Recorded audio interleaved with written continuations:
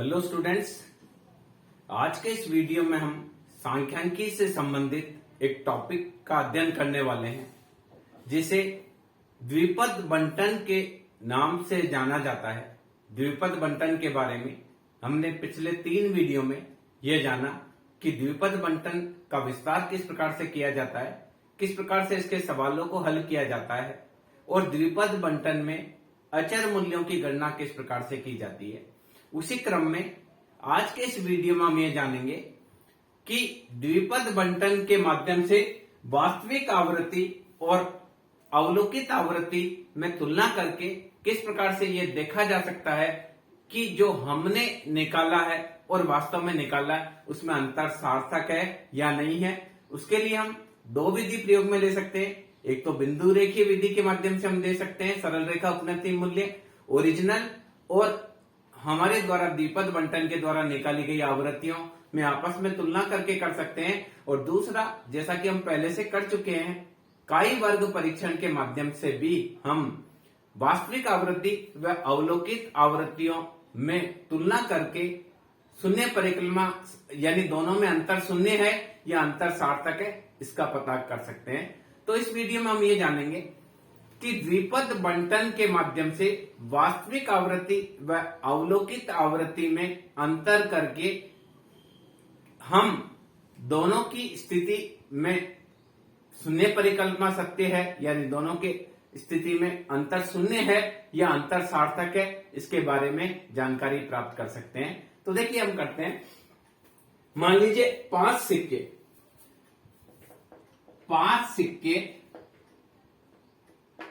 3200 बार उछाले गए।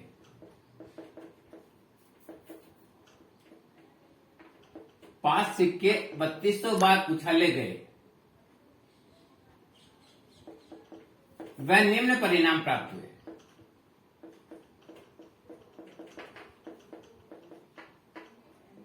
देखिए 5 सिक्के उछाले तो 0 हेड आया, 1 हेड आया, 2 हेड आया, 3 हेड आया, 4 हेड आया और पांचों के पांचों में हेड आया। इसकी जो आवृत्ति है वो ओरिजिनल आवृत्ति 5 सिक्के 3200 बार उछाले गए तो उसमें से 80 बार 0 में हेड आया, 570 टाइम्स में 1 में हेड आया, 1100 बार 2 में हेड आया, उसके बाद 900 बार 3 में हेड आया, 500 बार 4 में हेड आया और 50 बार पांचों के पांचों में हेड आया। ये ओरिजिनल फ्रीक्वेंसी है। सिक्के थे 5, कुल घटना घटी 3200 बार। तो द्विपद प्रमेय से हम करेंगे तो देखिए द्विपद प्रमेय का प्रयोग करेंगे द्विपद बंटन का। तो फर्स्ट R बराबर 0, ये एस्टिमेटेड फ्रीक्वेंसी आती जाएगी। R बराबर 0 लगेंगे तो 3200 गुणा 5C0 P की पावर 0 Q की पावर 5 तो आएगा 3200 गुणा 1 गुणा 1 गुणा 1/2 की पावर 5 बराबर 3200 भाग 32 दैट इज 100। क्योंकि देखिए सिक्के में प्रायिकता हेड आने की और टेल आने के 1/2 होती है तो यह आएगा 100। अगर R बराबर 1 रखें तो 3200 गुणा 5C1 P की पावर 1 हो जाएगा और Q की पावर 4 हो जाएगी। तो यह हो जाएगा 3200 गुणा 5 गुणा 1/2 की पावर 1 और 1/2 की पावर 4 तो हो जाएगा 3200 गुणा 5 भाग 32 दैट इज 500। तो दूसरी आएगी 500। R बराबर 3 रखें तो 3200 गुणा 5C2 R बराबर 2 रखें तो P की पावर 2 रहेगी, Q की पावर इसमें से घटाएंगे तो कितनी आएगी 3 बराबर 3200 गुणा 5 गुणा 4 अपॉन 1 गुणा 2 1/2 की पावर 2 1/2 की पावर 3 ये 2 बार कटेगा तो आएगा 3200 गुणा 10/32 ये आएगा 1000। ये आपकी आ गई 1000।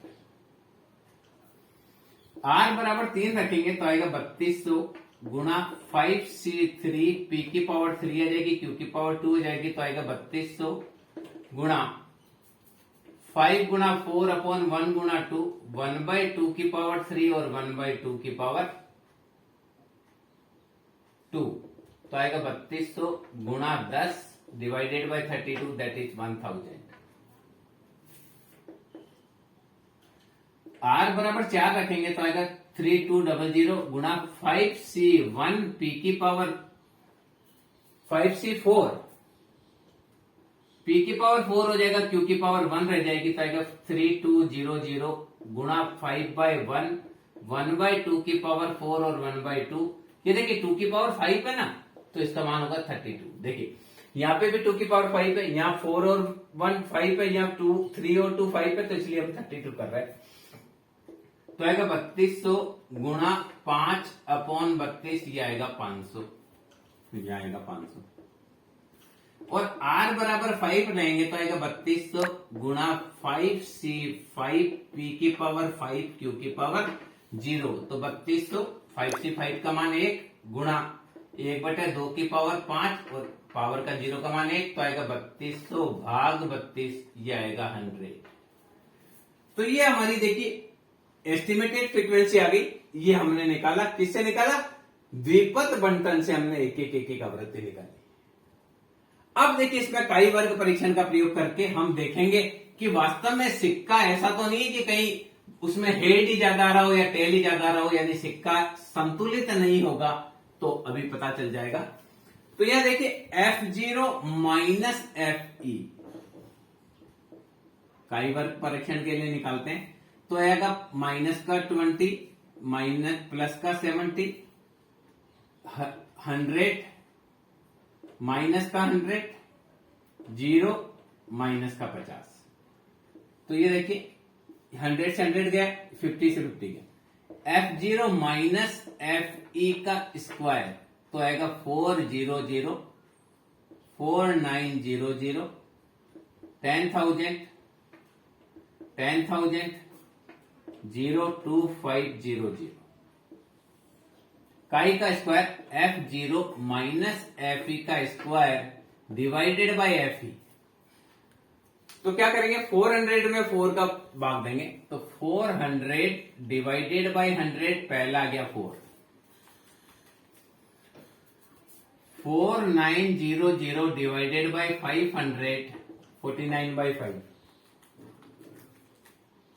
9.8, 10,000 divided by 1000, that is 10। फिर 10,000 divided by 10,000,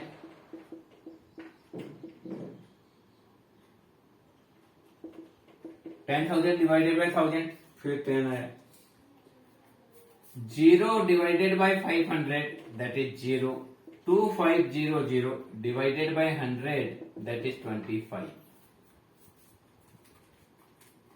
तो इसका जोड़ है 58.8। ये काई स्क्वायर का मान आया 58.8, क्योंकि काई स्क्वायर क्या होता है, सिग्मा F0 माइनस FE का स्क्वायर डिवाइडेड बाय FE। अब डिग्री ऑफ फ्रीडम n-1, तो संख्या है 1 2 3 4 5 6, 6 माइनस 1 5 के लिए टेबल वैल्यू, 5 के लिए टेबल वैल्यू है 11.07, 5 के लिए टेबल वैल्यू 11.07। अब देखिए calculated value is greater than table value. Calculated value आई 58.8, टेबल वैल्यू आई 11.07, यानी शून्य परिकल्पना असत्य है, अर्थात सिक्का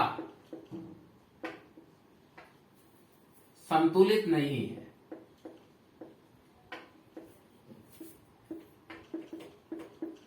सिक्के में कुछ गड़बड़ है, होने से परिणाम प्रभावित हो रहे हैं। इस प्रकार से निकाल लें। ये देखिए इसमें हमने क्या किया, ओरिजिनल फ्रीक्वेंसी जो आई उसको एस्टिमेटेड फ्रीक्वेंसी हमने किससे निकाली, द्विपद बंटन से एस्टिमेटेड फ्रीक्वेंसी निकाली, और काई वर्ग परीक्षण से हमने देखा कि सिक्का वास्तव में संतुलित है या नहीं, तो रिजल्ट ये आया कि सिक्का संतुलित नहीं है। इसका मतलब सिक्के में कुछ ना कुछ गड़बड़ है। उस सिक्के की वजह से या तो उसमें हेड ज्यादा आ रहे या उसमें टेल ज्यादा आ रहे, कुछ ना कुछ सिक्के में गड़बड़ है। सिक्का पूरी तरह से संतुलित नहीं है, बेस्ट नहीं है, कुछ ना कुछ उसमें गड़बड़ है। इसी प्रकार से देखिए 192 परिवारों में सूरजमुखी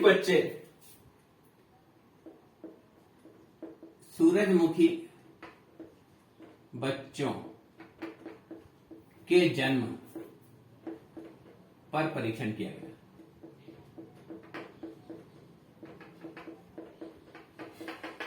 यानी 192 ऐसे परिवार लिए गए जिनके माता पिता में से कोई एक सूरजमुखी था।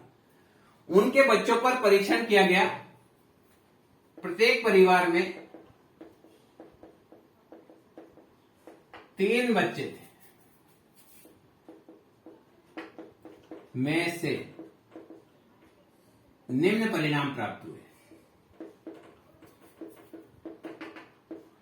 क्या किया? जिन बच्चों के माता पिता में से दोनों में से कोई एक सूरजमुखी था, चाहे माता या पिता या दोनों, उनका रिजल्ट लिया तो देखिए उनमें 0 सूरजमुखी मिले, 1 सूरजमुखी, 2 सूरजमुखी और तीनों के तीनों बच्चे सूरजमुखी निकले।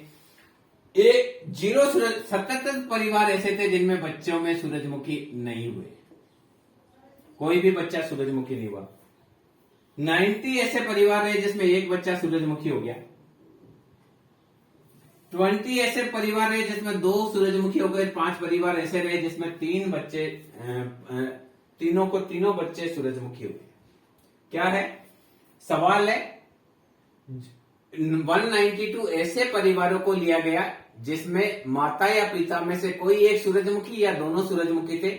उनके 3 बच्चों पर परीक्षण किया गया तो 77 परिवार में तो एक भी बच्चा सूरजमुखी नहीं हुआ। 90 परिवार में एक बच्चा सूरजमुखी हुआ। 20 परिवार में 2 हुए। 5 परिवार तो ऐसे थे जिसमें तीनों के तीनों सूरजमुखी हुए। इस आधार को हमको देखना है कि क्या पिता व माता के सूरजमुखी होने का प्रभाव पुत्र पर पड़ता है या बच्चों पर पड़ता है। तो देखिए n बराबर 3 परिवार में सूरजमुखी बच्चों के जन्म का परीक्षण किया गया। प्रत्येक परिवार में 3 बच्चों से परिणाम ये प्राप्त हुए और यहाँ सूरजमुखी होने की संभावना भी दे रखी 0.25। तो देखिए n बराबर 3, p बराबर 0.25 पे इसको घटाएंगे, इसको करेंगे तो आएगा 1/4 और q आ जाएगा 3/4। अब द्विपद बंटन का प्रयोग करके करेंगे तो आएगा r बराबर 0 निकालेंगे तो 3c0, कुल परिवार 192, 3c0 p की पावर 0 q की पावर 3, तो आएगा 192 गुणा 1 गुणा 1 गुणा 3⁻³ तो आएगा 192 गुणा 27 डिवाइडेड बाई 64। पहला आ जाएगा 192 गुणा 27 डिवाइडेड बाई 64। तो पहला आया 81, तो यहां हम लिखेंगे 81। r बराबर एक बच्चा सूरजमुखी हो तो 192 3c1 p की पावर 1 q की पावर 2 रह जाएगी। तो 192 गुणा 3/1 1/4 की पावर 1 और 3/4 की पावर 2, तो यह आ जाएगा 192 गुणा 3 गुणा 9/64 वही आएगा 192 गुणा 3 गुणा 9 डिवाइडेड बाई 64 वही आएगा 81। तो दूसरा भी आया 81। r बराबर 2 के लिए 192 3c2 p की पावर 2 q की पावर 1, तो 192 गुणा 3/1 गुणा 1/4 की पावर 2 और 3/4, तो यह आएगा 192 गुणा 3 गुणा 3/64, तो ये 27 ही आएगा। क्या आएगा 192 मल्टीप्लाई 9 डिवाइडेड बाई 64 27। r बराबर 3 सूरज में निकाले तो 192 3c3 p की पावर 3 q की पावर 0, तो 192 गुणा 1 की पावर 3 बराबर 192/64। ये आएगा ओनली 3। तो ये आया 27 और ये आया 3।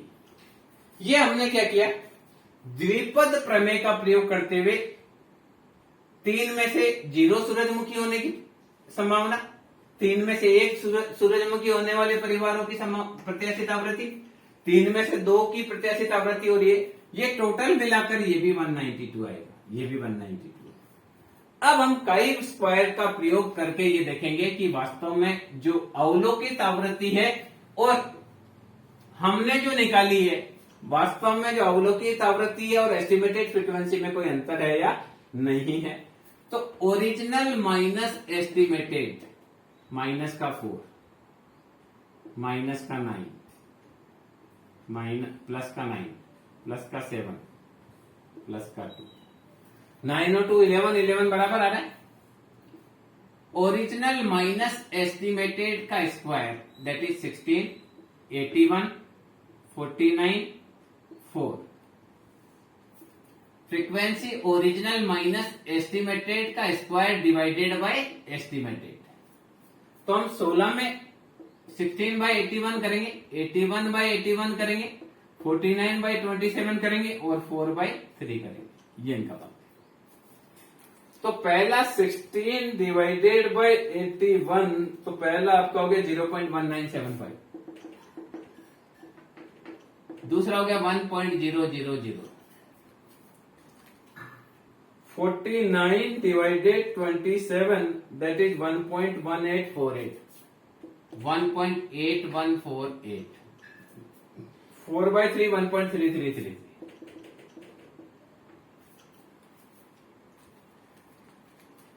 तो ये टोटल हो गया 4.3456 का स्क्वायर हो गया 4.3456। अब देखिए काई स्क्वायर की टेबल वैल्यू देखेंगे।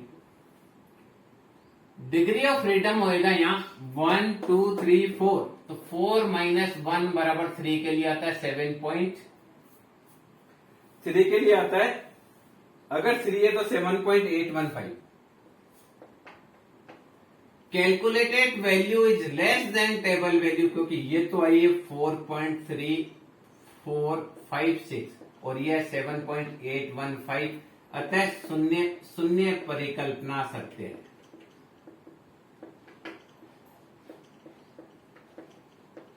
वास्तविक आवृत्ति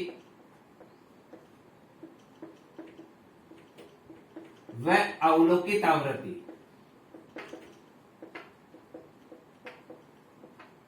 में अंतर सामान्य है, कोई कारण से अंतर नहीं, इतना अंतर हो सकता है, ये बता रहा है।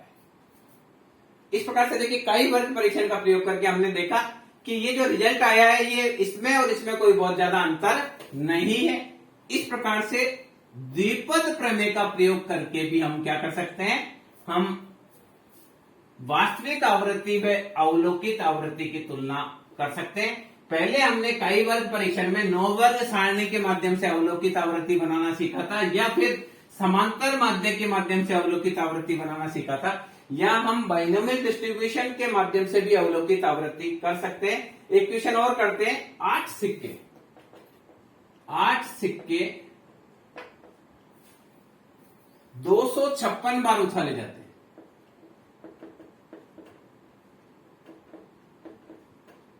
256 बार थ्रो किए जाते हैं। वह निम्न परिणाम प्राप्त होते हैं।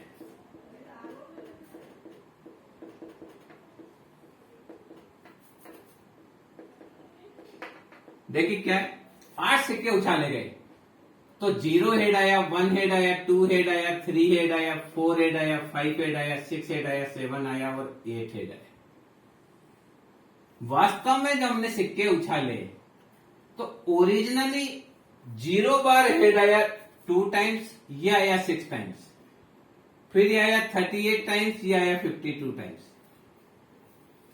ये आया 59 टाइम्स, 4 में हेड आया, 56 टाइम्स 5 में हेड आया, उसके बाद 32 टाइम्स 6 में आया, ये 10 टाइम्स आया और ये 1, ये कुल 256। टोटल करके देख लेते हैं ताकि हमारी फ्रीक्वेंसी सही है कि नहीं है। 6, 38, 52, 59, 56, 43, लास्ट के बचे 254 ही आ रहा है। 2, 6, 38, 52, 59, 56, 32, 10 और 1, तो 2 plus 6 plus 38 plus 52 plus 59 plus 56 plus 43, 256 है।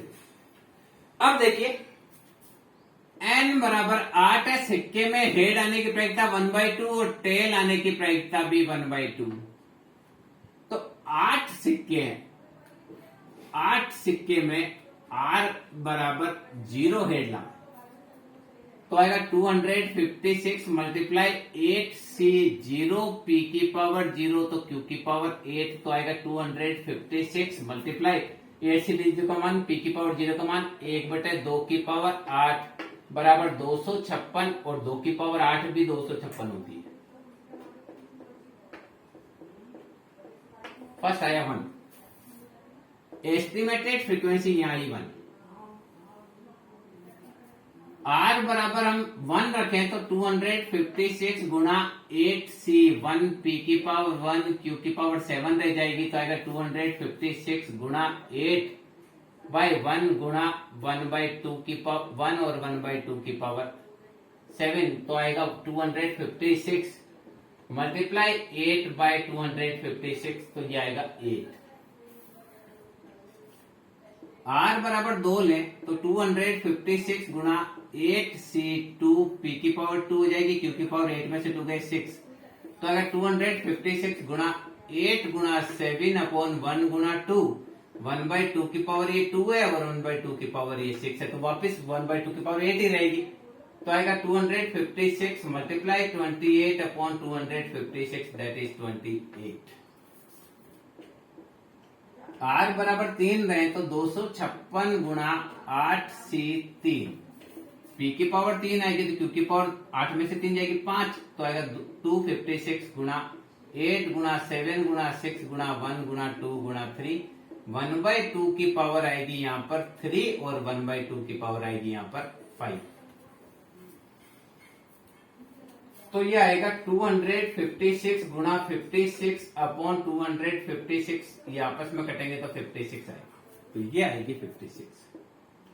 R बराबर 4 लेंगे तो 256 गुणा 8c4, तो p की पावर 4 हो जाएगी, q की पावर भी 4 हो जाएगी, तो 256 गुणा 8 गुणा 7 गुणा 6 गुणा 5 अपॉन 1 गुणा 2 गुणा 3 गुणा 4, इससे कट गया, ये 2 टाइम्स कट गया, 1/2 की पावर 4 और 1/2 की पावर 4, तो अगर 256 multiply 70 upon 256, that is 70। R बराबर 5 लेंगे तो आएगा 256 गुणा 8c5 p की पावर 5 q की पावर 3, तो आएगा 256 गुणा 8 गुणा 7 गुणा 6 1 गुणा 2 गुणा 3, 1/2 यहाँ 5 आ जाएगा, ये 1/2 की पावर 3 आ जाएगी, तो आएगा 256 मल्टीप्लाई 56 अपॉन 56 256, ये आएगा 56, वापस 56।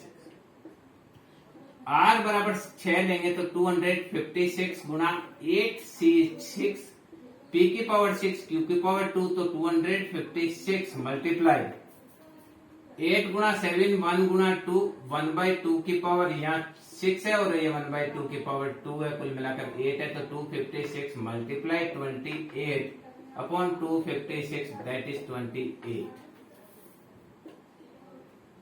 R बराबर 7 लेंगे तो आएगा 256 गुणा 8c7 p की पावर 7 q की पावर 1, तो 256 गुणा 8/1 1/2 की पावर 7 और 1/2, दैट इज 256 गुणा 8 अपॉन 256, तो ये आएगा 8। इसी प्रकार से R बराबर 8 लेंगे तो आएगा 256 गुणा 8C 8P की पावर 8Q की पावर 0, तो 256 गुणा 1/2 की पावर 8 गुणा 1/2 की पावर 0, 256/256 दैट इज 1। इस प्रकार से हमने क्या किया, 8 सिक्कों की स्थिति में हमने करके देखा कि 8 सिक्कों की स्थिति में क्या पोजीशन रहती है। लगभग ये देखिए यहां 1 अगर आपको नहीं दिख रहा है तो इसको ऊपर लिख देता हूं 1। अब देखिए ये हमने ओरिजिनल फ्रीक्वेंसी निकाली, ये देखिए सब द्विपद प्रमेय का प्रयोग किया, हमने बाइनोमियल डिस्ट्रीब्यूशन का प्रयोग किया और उसके माध्यम से हमने ये अवलोकित आवृत्तियां निकाली। अब देखिए ओरिजिनल माइनस एस्टिमेटेड या +1 माइनस का 2 प्लस का 10 माइनस का 4 माइनस का 11 0 प्लस का 4 प्लस का 2 और 0।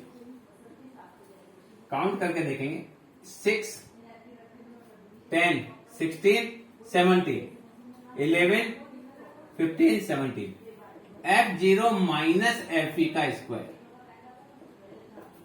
1 4 100 16 120 1 16 4 0। ओरिजिनल माइनस एस्टिमेटेड का स्क्वायर डिवाइडेड बाय एस्टिमेटेड, तो 1/1 4 में 8 का भाग देंगे, 100 divided by 28 16 divided by 56 121 divided by 71 0 divided by 56 16 divided by 28 4 divided by 8 और 0 डिवाइडेड बाय 1। ये आपका काई वर्ग का मान आएगा। 1/1 आएगा 1.000, पहला आ गया 1, फिर दूसरा आ गया 0.5, 100 डिवाइडेड बाय 28 ये आपका आ गया 3.55, 16 डिवाइडेड बाय 56 ये आपका आ गया 0.28, 121 डिवाइडेड बाय 71 दैट इज आ गया, दैट इज 1 डिवाइडेड बाय 70 आएगा, 121 डिवाइडेड बाय 70 1.728, 0 16 डिवाइडेड बाय 28 0.57 0.5 और 0।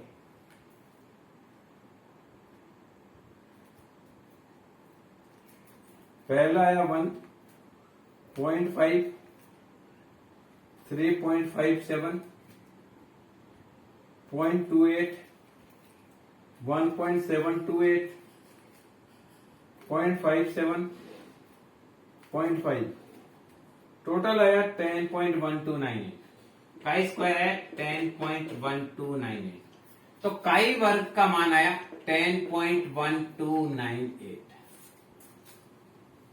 टोटल 3 एक 4 एक 5, टोटल ज्यादा लग रहा है। 1.5 3.57 0.28 1.728 0.57 0.5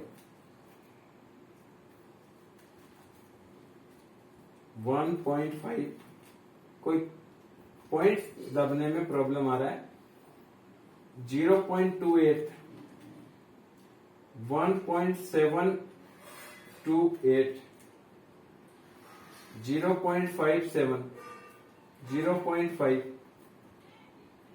8.148, अब इसी काई स्क्वायर 8.12148,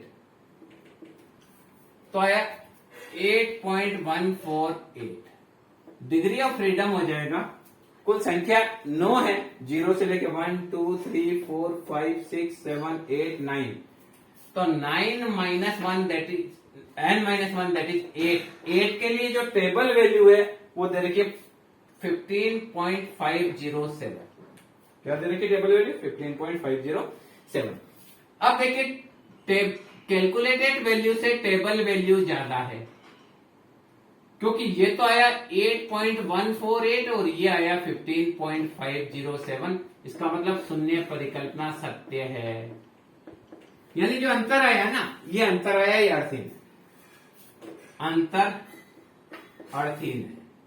या लिख सकते हैं सिक्का सही है, सिक्का सही है, यानी सिक्के में कोई गड़बड़ नहीं है कि वो हेड टेल लाने में सिक्के में कोई गड़बड़ है, यानी इतना अंतर देव संयोग से चलता है। तो देखिए इस वीडियो के माध्यम से हमने ये जाना कि द्विपद प्रमेय का प्रयोग करते हुए भी हम वास्तविक आवृत्ति व अवलोकित आवृत्ति में अंतर करके काई वर्ग परीक्षण कर सकते हैं। कोई सिक्का सही है या नहीं है, कोई पासा बेस्ट है या नहीं है, सही है या नहीं है, इन चीजों का परीक्षण हम द्विपद बंटन का प्रयोग करते हुए भी कर सकते हैं। मैं समझता हूं ये वीडियो आपके लिए उपयोगी रहेगा। Thank you.